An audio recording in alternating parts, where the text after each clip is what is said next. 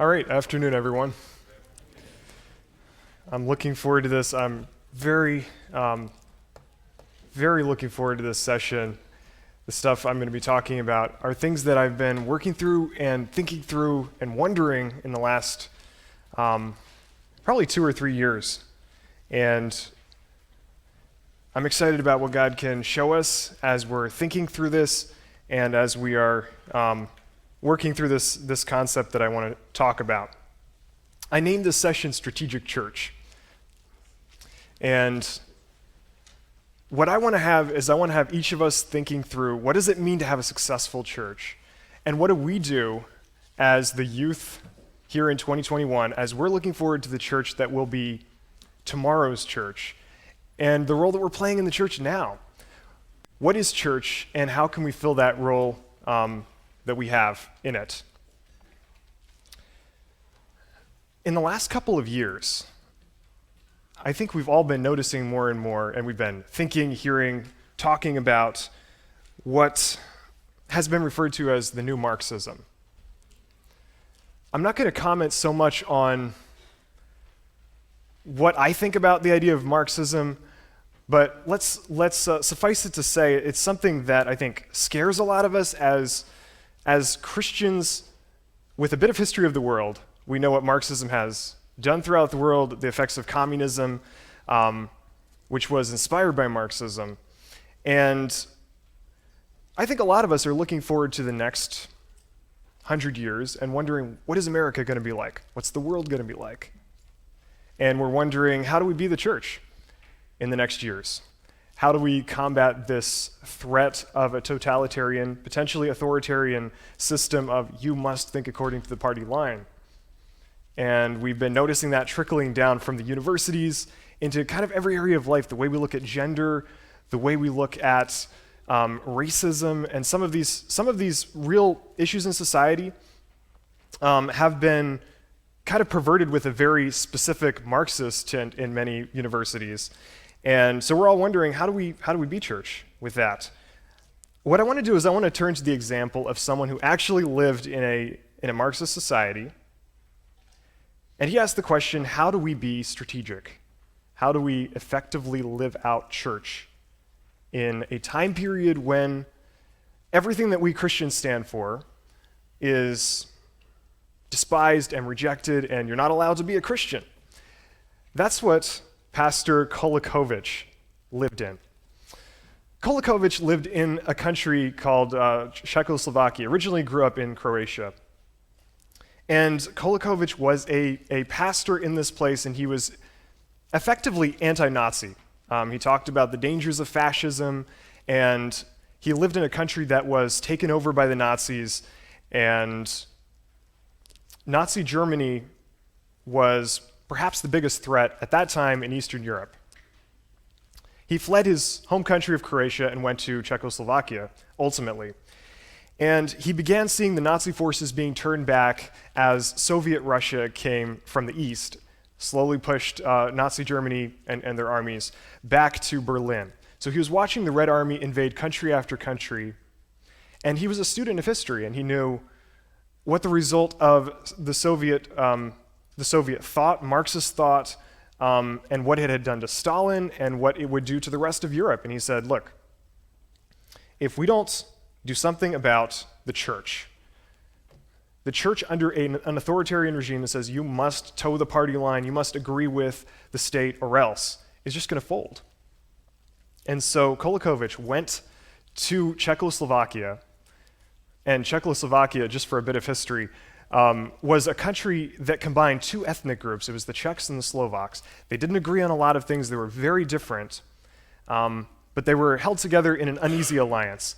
And right in the middle of World War II and the years following, there was this uneasy tension. Ultimately, it split into two states, the Czech Republic and Slovakia. But right now, this is Czechoslovakia. So Kolakovich comes into this country and says, what they're promising, because Soviet Russia was promising, look, help us to oust the Nazis, and we'll give you back your country free. You'll be able to live, you'll be able to do whatever you want in a free country with your own state authority. And Kolakovich said, I know what Marxist thought has done throughout the world. Stalin is not going to give you a free country. What he's going to do is he's going to get his armies inside your country. He's going to take over, and that will be the end of freedom for you all. So he said, Czechoslovakia will be a Soviet bloc state, and you need to prepare now. People actually listened to him. Amazingly, he was somebody from out of the country, almost no relationships within the state. He came and he began explaining this, and people listened to him and they said, Kolakovich, what do? We want to prepare. He took the example of a Belgian priest who years before had established little cells of resistance within countries there in Eastern Europe. And he began organizing these little groups of people who would come together, they would study theology, they would pray together, they would ask God's Spirit to speak to them in this. This is within an Eastern Orthodox and Catholic setting. Basically, they were rediscovering the gospel. So Kolakovich took that strategy and said, this is what we need to do in our own country. If the church is going to remain and if the church is going to go on, we have to rediscover fellowship, we have to rediscover our beliefs, we have to become deeply rooted in what it means to be a Christian. And just thinking about that verse that Tim chose as something of a theme verse from Acts, where it says, the disciples went ahead in the apostles' doctrine and in fellowship, breaking of bread, and a fourth one, and prayer. That to me is a beautiful encapsulation of what Christianity is. It's strong thinking. It's the apostles' doctrine. It's taking seriously what God has said and what God has done. And then it's close fellowship. It's discovering church not as like a thing you do, but something you are. And these small groups became not just places to think in a cold, dead way of we just need to like read lots of books and use bigger words, but it was a sort of thinking where it was, we need to rediscover what it means to be a Christian and then live it together in communion with the church. And so Kolakovich redefined what church was. In Czechoslovakia, he had a couple of years before the Soviet army came across the border and took everything over, and just as he had promised, they took over the country and refused to give it back for years and years.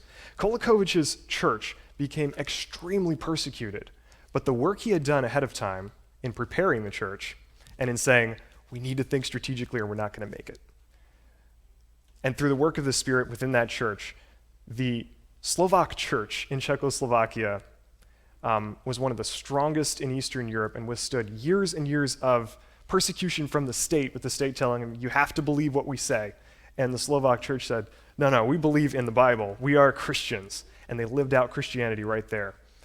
And so that is something of a model for me, a beautiful model of Christians saying, we live in a time period that's unique to any other, and every time period is, and we need to think, what does the church look like in the broadest sense? What is the church? And then in the narrow sense, what is church for us right now? And so the mission of the church really is to spread the gospel and to live out the glory of God before the world. And so we need to always ask the question, how are we doing on what the church is? How are we spreading the gospel, and how are we living out the glory of God within the church? And that is strategy. Before we go any further, I think a lot of people look at strategy with a bit of skepticism. And I think in a sense it's good skepticism, but it's not helpful. So let me explain what I mean. The skepticism of strategy basically comes from a couple of sources. One of them is people might think if you are strategic, you have a sort of pride that just says, I have it all in myself, I don't need God, I just need to come up with a good plan. And I think we all know a good plan without God is disaster.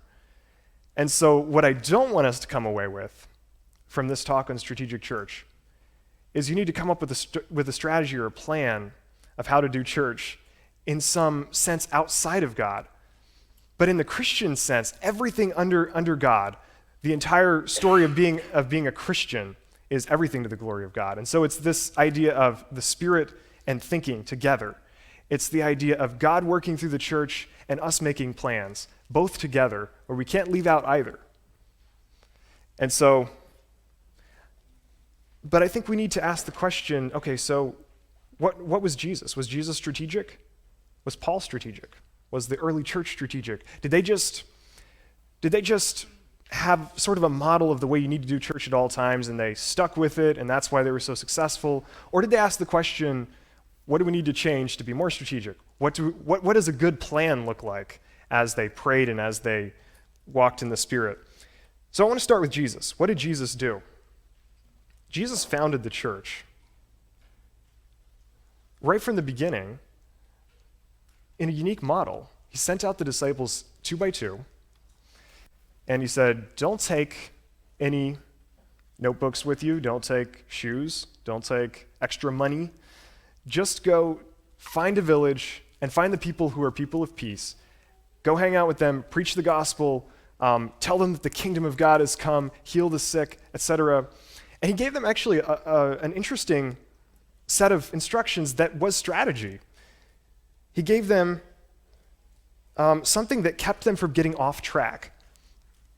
And so I want to look at that as strategy, a plan that says, look, we need to be the church. We need to stay on track with the goals of we are here to evangelize, to disciple, to lead the church. And how do we do that?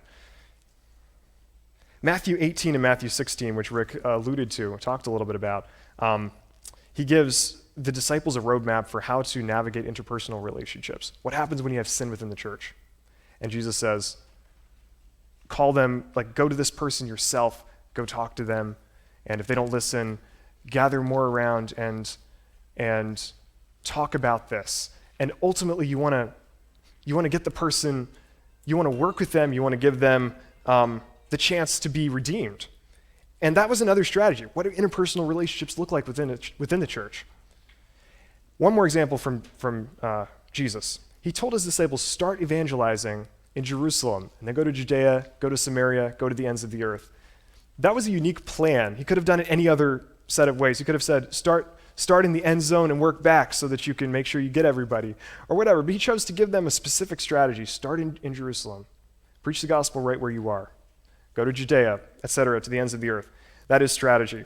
Now, you might say, okay, Jesus was God, so that's a little different. We're the church, so don't we just take what God has already given us and run with it?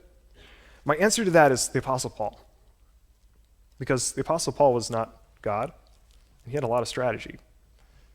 Let me read a passage here from 1 Corinthians 2. This is Paul saying, this was my strategy when he went to the church in Corinth. And so it was with me, brothers and sisters. When I came to you, I didn't come with eloquence or human wisdom as I proclaimed to you the testimony about God. For I resolved to know nothing while I was with you except Jesus Christ and him crucified. I came to you in weakness with great fear and trembling. My message and my preaching were not with wise and persuasive words, but with a demonstration of the Spirit's power, so that your faith might not rest on human wisdom, but on God's power. So he said, look, I'm not going to talk about my philosophy while I'm with you. I'm not going to go into, proofs for God's existence or why evolution is false or whatever. I'm just going to talk to you about Jesus and him crucified. Now, Paul in Athens actually had a different strategy. When Paul was in Athens, he started with creation. And he began explaining from the beginning the foundation of Christianity, starting with the creation of the earth. So Paul had a different strategy in Athens than the one he used in Corinth. Here he said, I started with Jesus and I didn't want to preach about anything else, so that your faith wouldn't rest in human wisdom but on God's power. All right, one more example from Paul. Paul refused to accept payment for the gospel in certain places. He kind of jokes with them about it at one point. He says, I robbed other churches so that I could make sure I helped you. Other churches were supporting him, and he, in fact, worked himself. He worked himself so that he didn't have to receive any sort of payment in order to survive. And he says he did this so that they wouldn't think, Paul, you're doing this just for the money. You're preaching the gospel just because you want to get money from us. So this was Paul's strategy. So now I want to talk about, what is the need? Why do we need a strategy in this particular time? So we believe that strategy is important, that Jesus and Paul used strategy in their witness through the Holy Spirit, and yet we need to ask ourselves not just what was the strategy in the past, not just what other people have used, but what is the strategy for the church in 2021 and beyond, and what does it mean for us? So we need to start with what the vision of church is, and then ask ourselves what's wrong. And then we need to get back to the model. So I want to give like a little thought here, which is the way I look at strategy within the church. We are people uniquely of the book, the Bible. And so when we have a problem, we're not people who are just out on our own trying to discover life on our own. We're people who go back to the owner's manual and we say, what is humanity supposed to be? What are we supposed to be like? And we have somewhere to start. I really enjoy listening to lectures by certain philosophers today. I find it very fascinating. One of the things I always find sad and something that always surprises me in a sense, although it shouldn't, is how much secular philosophers often say things like, I just don't really know what to do with this.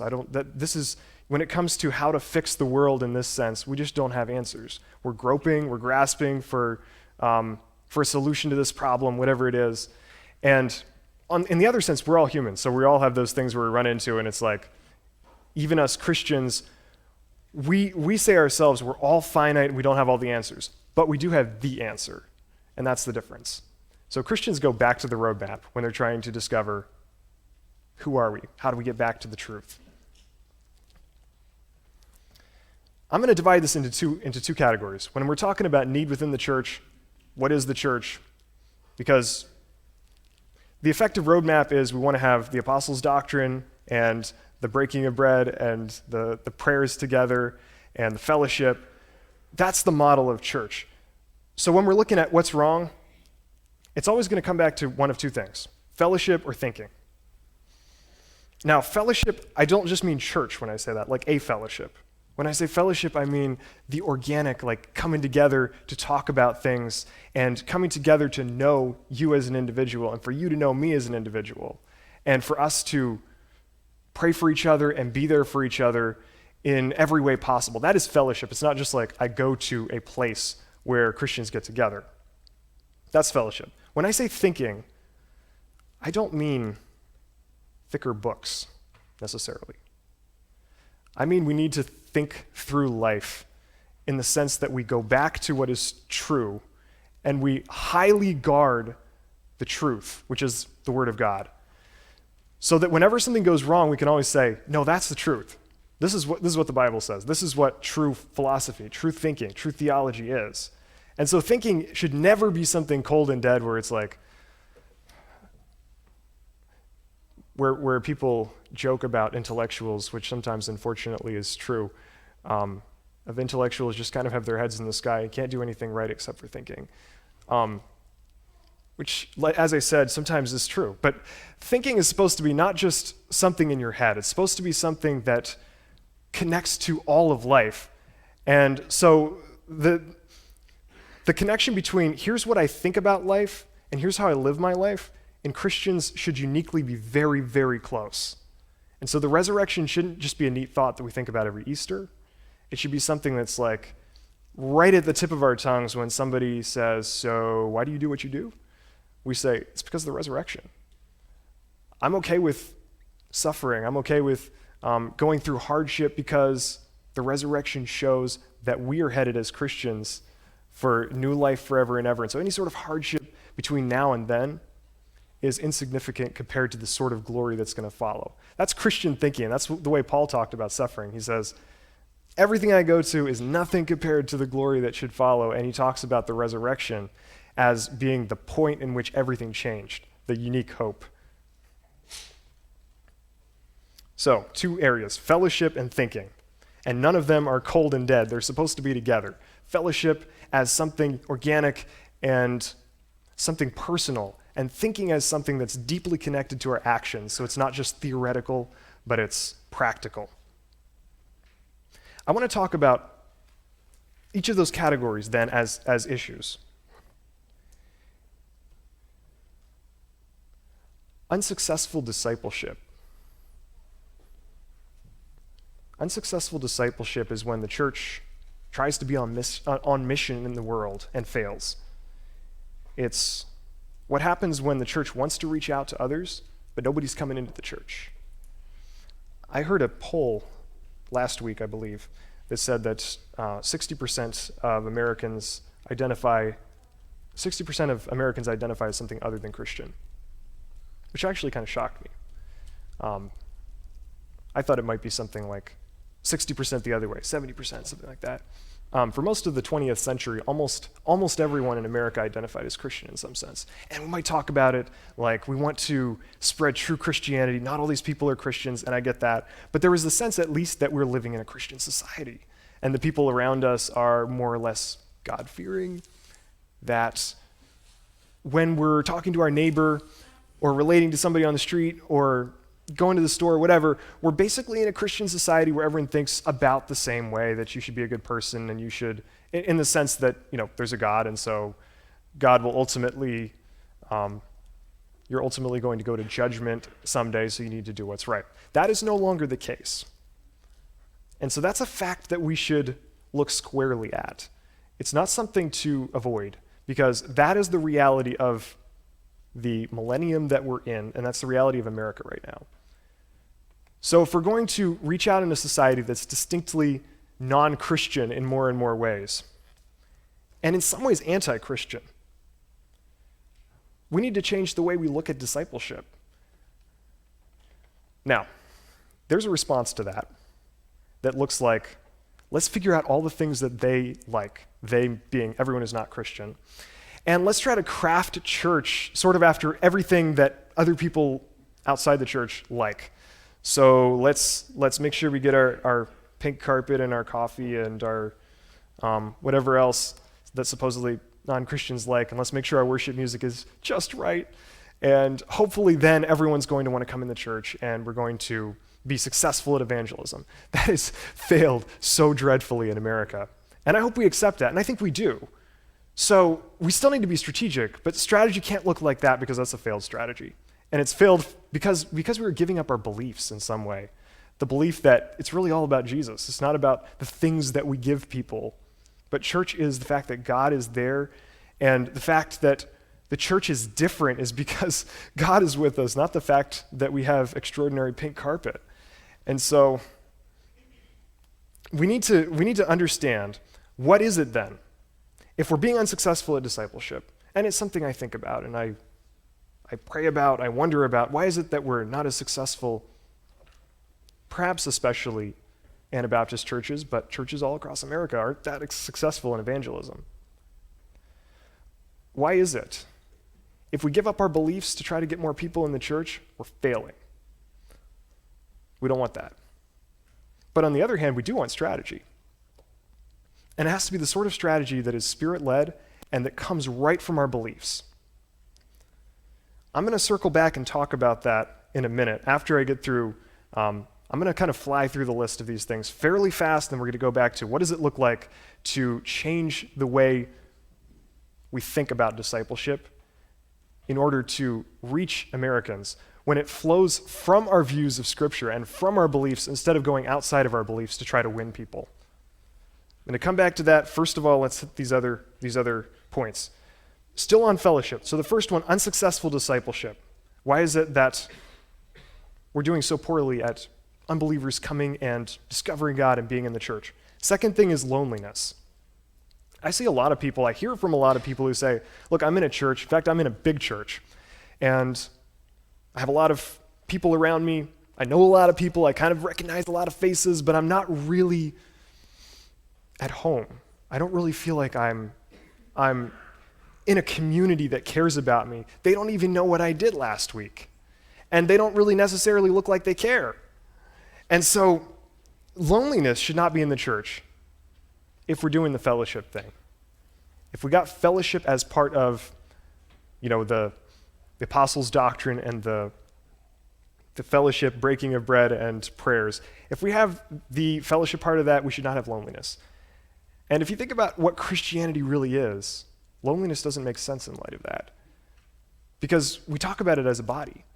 like all the parts are working together, and if one part isn't functioning, all of them are like, whoa, stop it all. There's a part that's not functioning correctly. Let's fix it. And obviously with people, it doesn't look like fixing in that sense. But we need to think in terms of the body, not in terms of like a group of people. But loneliness is an issue. And I'd be interested to hear from any of you who feel like loneliness isn't an issue in your church. I think there are churches where loneliness isn't an issue.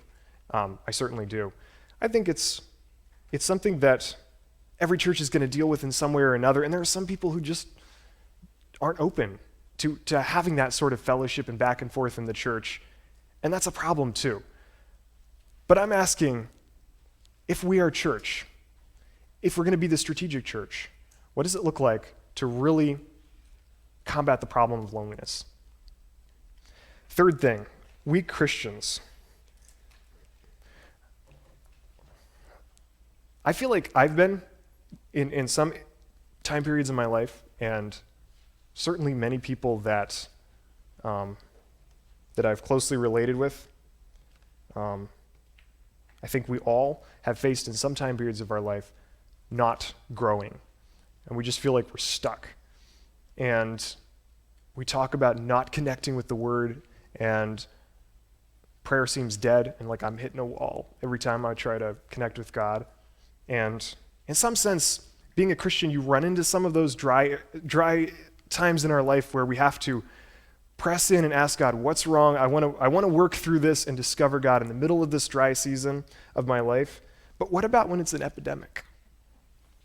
What about when it seems like everyone's kind of weak, and where it's not the standard that when you look at the teachings of Christ, you're coming there because you say, everything in my life is out before God, and if God wants to change anything in my life, it's all there. That's a strong Christian who doesn't have it all together, but he has the right attitude.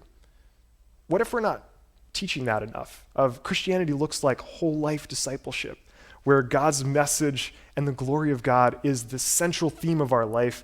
And so when I'm looking at my hobbies, or when I'm looking at my vacations, or my lifestyle choices, or my work, whatever I'm looking at, the glory of God is my central goal.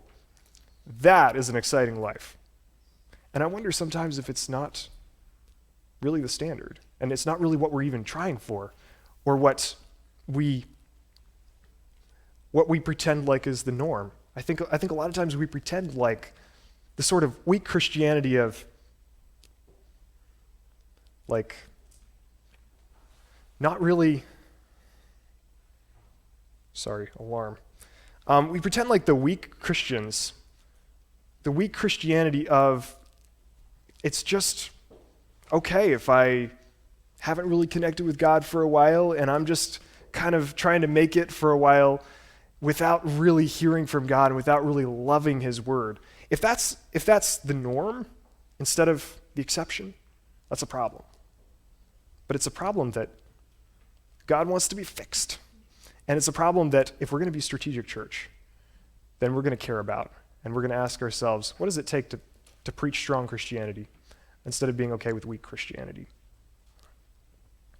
The fourth thing is sex addictions.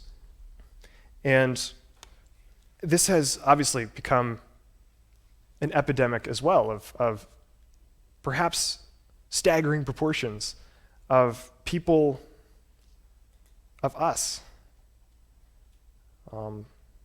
hooked on pornography, struggling with all sorts of sexual sin.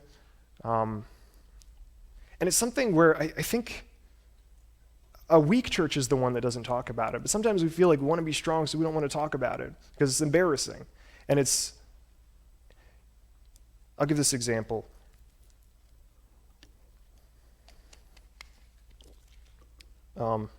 Probably a couple of months ago, the Ravi Zacharias allegations came out that Ravi Zacharias, famous Christian teacher, apologist, philosopher, had made unwanted sexual advances on women at a spa that he owned, that he had masturbated in front of them, that he had basically behaved very unseemly. And those allegations came out, and it was something I think that just sunk on my heart. Like, that again? Because those stories seem to be increasing, and a lot of Christian leaders are struggling with that, with sexual sins coming out. And this isn't something from the last 10 years, it might be something from the last 40 years. But it just seems like, in looking at that as a younger guy and thinking, man, we're the church that's coming on. I don't want that. I don't want that to be the story of the church where God's name is getting pressed in the mud every day because people are talking about this and people are saying, look, he preached Christianity his life. He said that there's a judgment where God is going to punish all evildoers. And yet he lived that. Did he have the real thing? What is Christianity? That's the sort of thing that people are asking. And so, if we're going to be the strategic church, we need honesty, we need transparency, and we need the sort of fellowship where I know what you're dealing with and you know what I'm dealing with.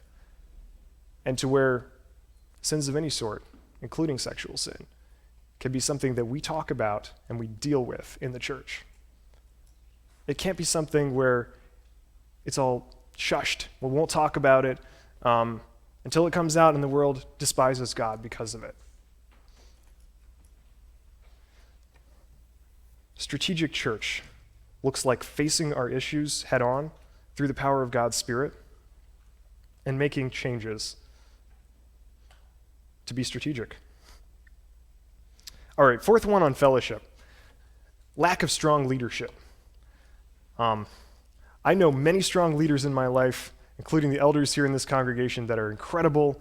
I feel like I've been very blessed to have the support and the teaching and the direction of strong leaders who I appreciate and have grown so much through being under them. So this is not a reflection on my church. But I ask the question, we want to have strong leadership that's not just elders, it's not just at the top, but we want to have strong leadership where each person is taking responsibility for their actions. There needs to be leaders at the top. I firmly believe in church authority. I think it's a wonderful thing, and it's what God designed. We also need leadership throughout all areas of the Christian life and through all areas of the church. So what do we do to raise up leadership within the church, to be strong, to carry the gospel? And so if we're looking at church and we're not seeing leaders raised up and enabled and given roles to be able to lead out effectively, we need to ask ourselves, so why is it? Are there people not ready? Are there people unable to? Are there people who don't want to lead? Are leadership opportunities not being given? Are we not training leaders so that they're ready when the time comes?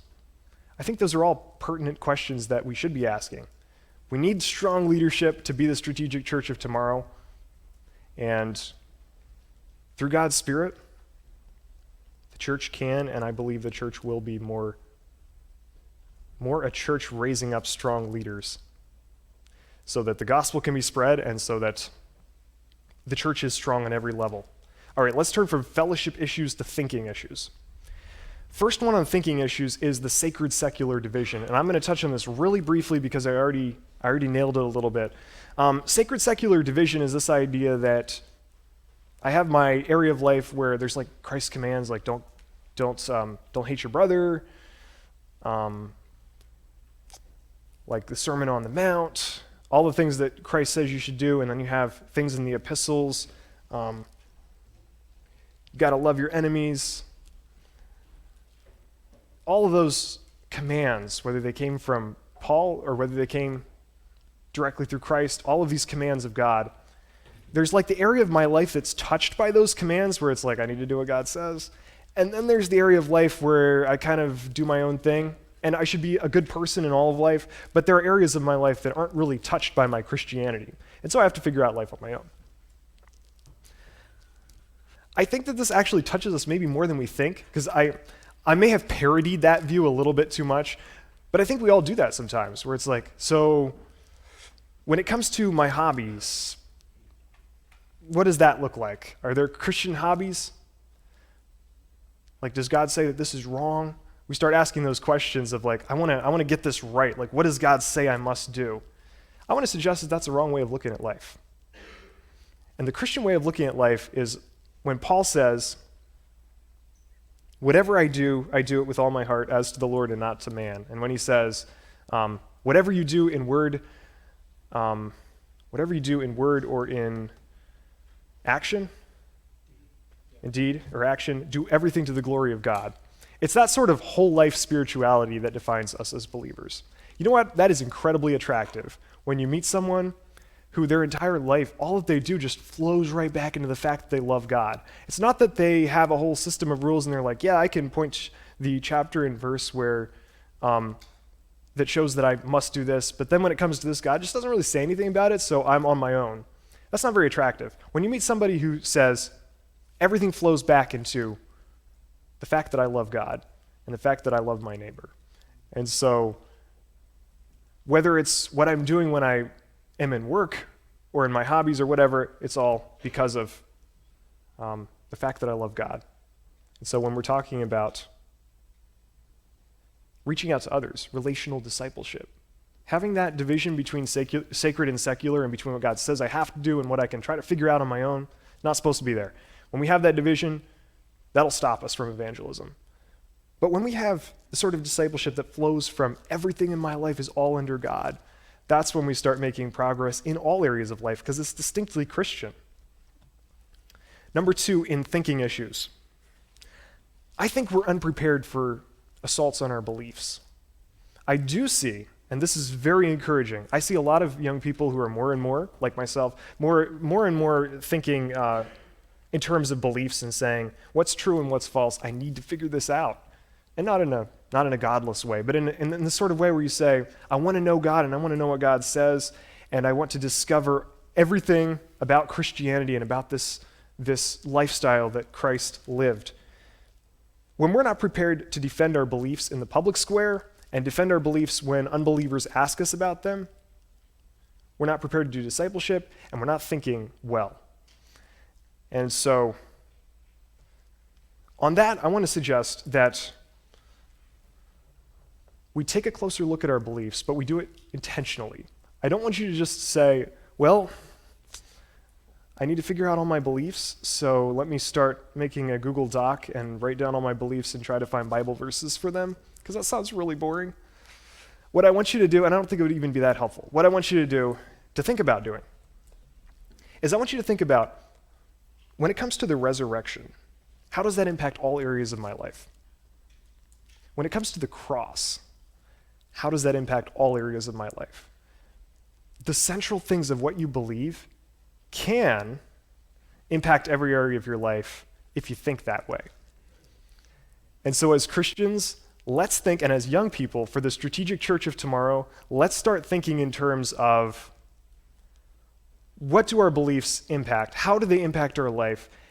And man, when somebody asks me what I believe, I'm not just gonna say, hey, here's a Bible verse for you to look at. I'm gonna say, look, here's the resurrection, and here's how it changed my entire life.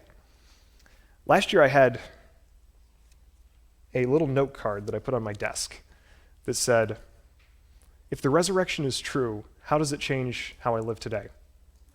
Incredibly helpful. Because it's supposed to change everything. And Paul says, look, if the resurrection is not true, we're the most miserable people on earth. That's what he says.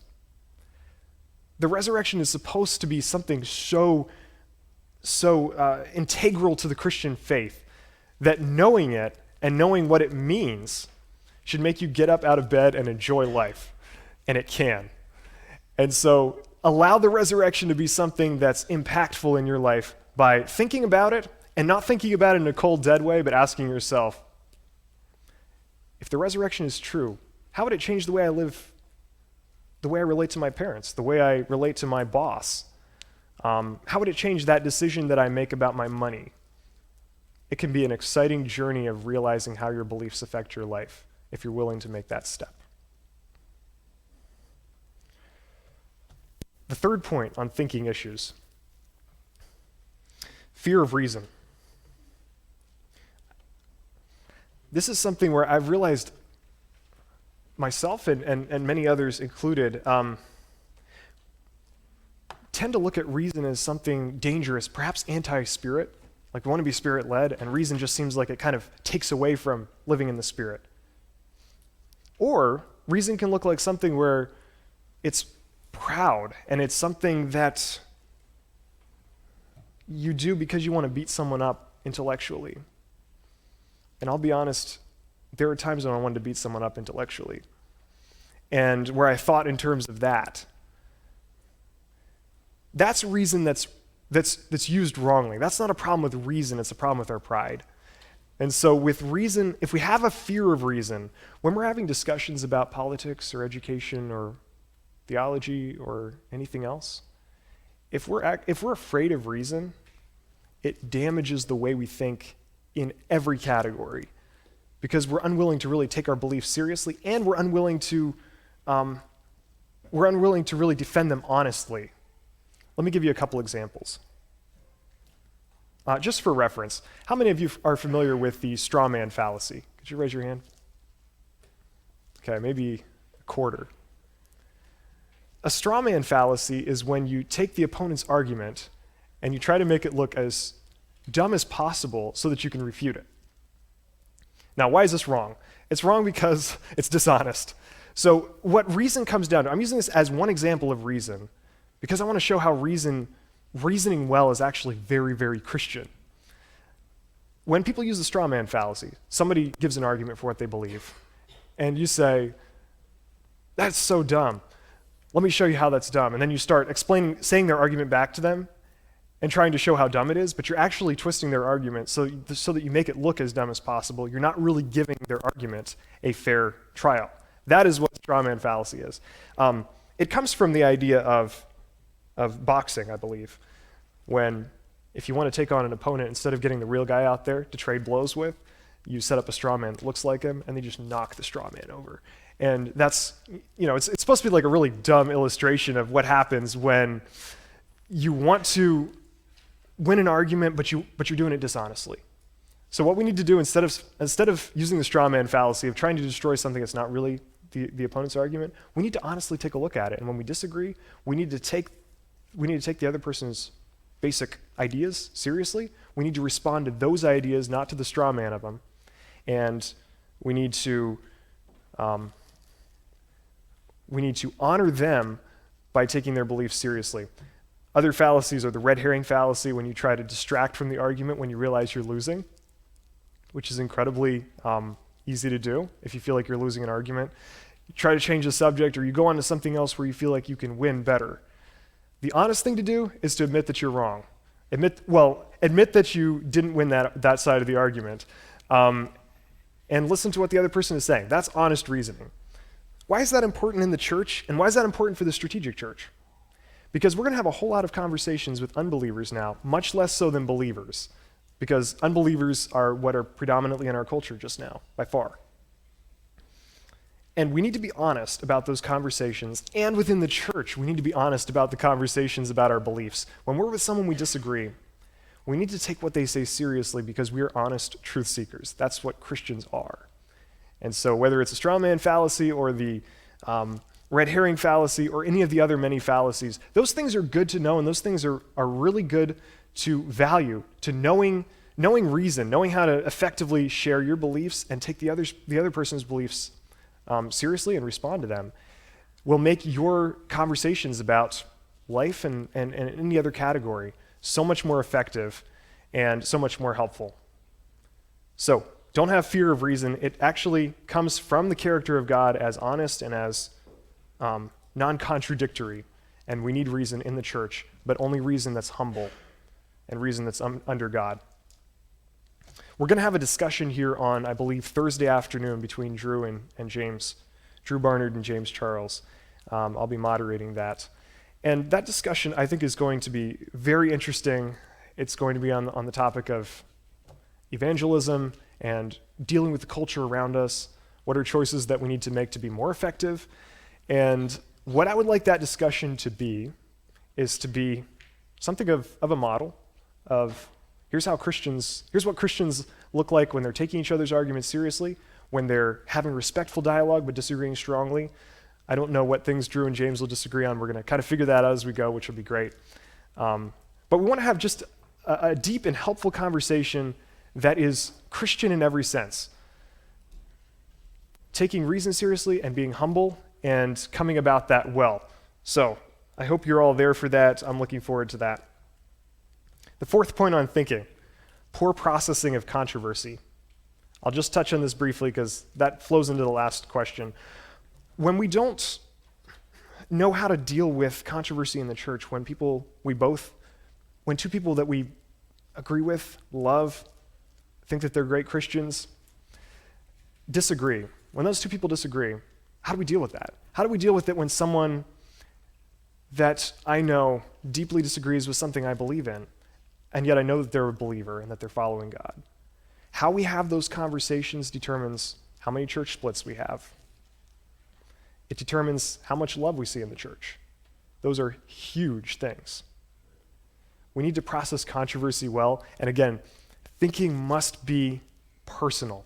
It cannot be a cold and dead, like I just need to learn bigger words and learn how to bash opponents more. It can't look like that. It must look personal, and I want to really discover what you're saying. I want to know you as an individual. And so it's not just I'm taking on your beliefs to try to convince you of something.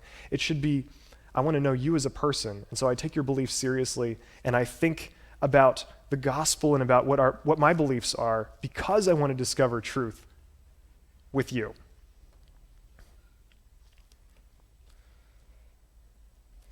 So once again, we're people of the owner's manual. So when it comes to church, what we're asking is we're not entirely in the dark. We're not just asking what new tricks shall we try. We're asking how do we get back to the roadmap?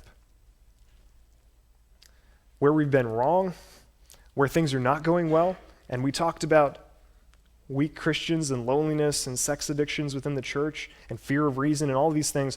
When we're looking at those, we need to come back and ask ourselves, what's the model? The apostles' doctrine, the fellowship, the prayers, the breaking of bread. And we need to get back to that. The apostles' doctrine is thinking better. The prayer, the fellowship, and the breaking of bread is the fellowship together.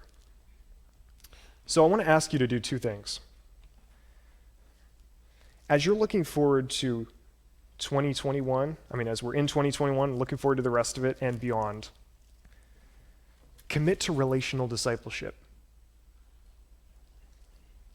Don't be scared of commitment. Desire fellowship because it's what makes or breaks our lives.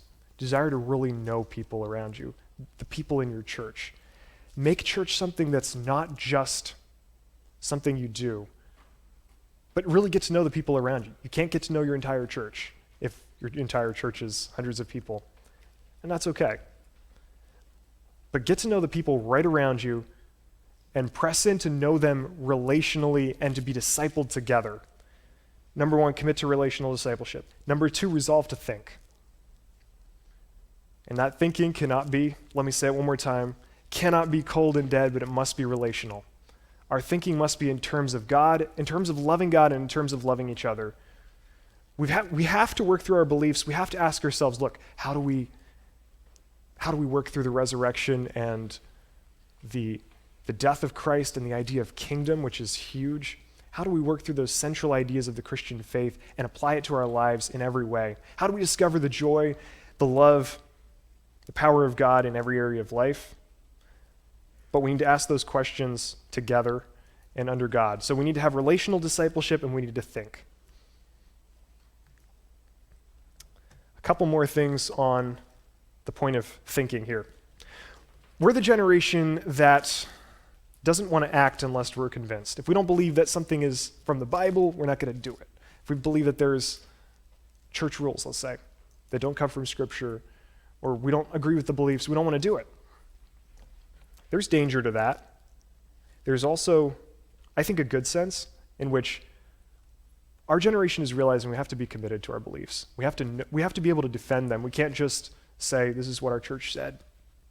We can't just say, this is what I must do. We have to be the sorts of Christians that give our faith on the level of, this has changed my life, and I hope it does yours as well, because it's that good. And so, we're the generation that won't act unless we're convinced. So, Fight to become convinced of what is true. Don't just have the attitude that says, I'm not going to act unless I'm convinced, and then let it go, and not really fight to know the truth and to let it change you. Don't settle for cheap skepticism. There's a skepticism that says, I don't really know what's true and what's false, and I don't really care. That's not Christian. Christianity says beliefs matter because God gave us truth, and he was truth. So beliefs matter. And yet, and so because beliefs matter, we're not just going to be okay with skepticism. We need to ask the questions and we need to find the answers. We're never going to find all the answers because that's part of what it means to be finite. What we can do is we can take our beliefs seriously. We can enjoy the process of discovering truth, discovering our beliefs in the fellowship of each other, and we can value our beliefs together. Another thing, we tend to be afraid of a fake spirituality. That's good. The sort of fake spirituality where it's put on and I'm doing this or that, I'm whatever it is. All of those Christian symbols and stuff will say, like raising our hands in worship. I don't want to do that unless it's for real. That's good. Be for real. Or other things. We need to be authentic, but let it be an authentic spirituality that flows from your beliefs. Don't put anything on, but take your beliefs seriously so that your beliefs begin to influence your actions in every area. Let your beliefs impact your lifestyle in every way. Another thing on the idea of authentic spirituality, be candid about your faults and about your victories. Be candid when stuff goes terribly wrong, and be frank about when God has worked through you and given you victory in something. We're a lot more okay with sharing our failures because that's kind of cool in a sense. Like, I think it is, to say, I had a huge failure. It's a lot more cool to say I'm struggling deeply with resentment towards my parents than it is to say God has given me victory in allowing me to live in a good relationship with my parents. That sounds awkward. And we're a lot more okay with saying I'm really failing than I'm really succeeding. We can't do that. We have to be authentic in every area. And so not in pride, but in humility, we need to be okay with saying we're Christians. And Christians have failures, and God's Spirit works through Christians, and they are successful in the Christian life because God works through them. I want to imagine something together. I want you to imagine with me a church that is full of people who used to be unbelievers, but they desire God. They want to know about what we believe. They're in the church, unbelievers wanting to know what we believe, but then those who are in the church being discipled and wanting to discover more of God. A church that is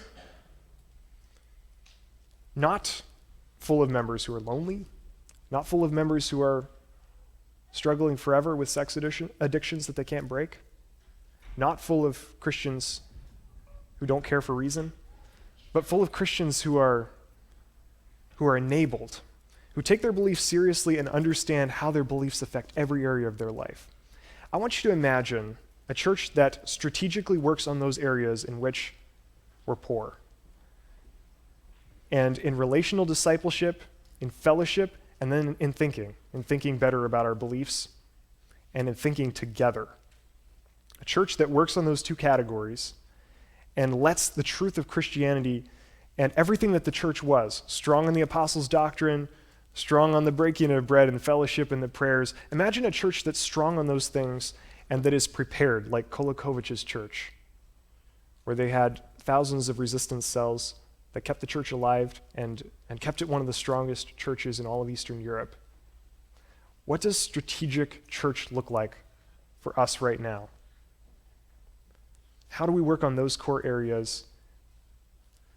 And how do we as youth start right where we're at and start making a difference towards each of those things.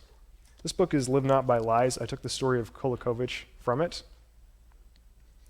And it's a powerful book. It's written by an Eastern Orthodox man. I don't agree with everything in it, but Rod Dreher, Live Not by Lies, is a fantastic book about what it looks like for the church to become strong against totalitarianism and an authoritarian ideology in Marxism and in the many other anti-Christian doctrines. How do we become strong against those things? How do we live as the church? We have a couple of minutes left here, and I'd like to give you a minute or two to write down a couple things, something that in the many things we discussed here, what does it look like for me to change one thing to be more strategic in a humble way, in a God-centered way, to be more strategic about the way I do church?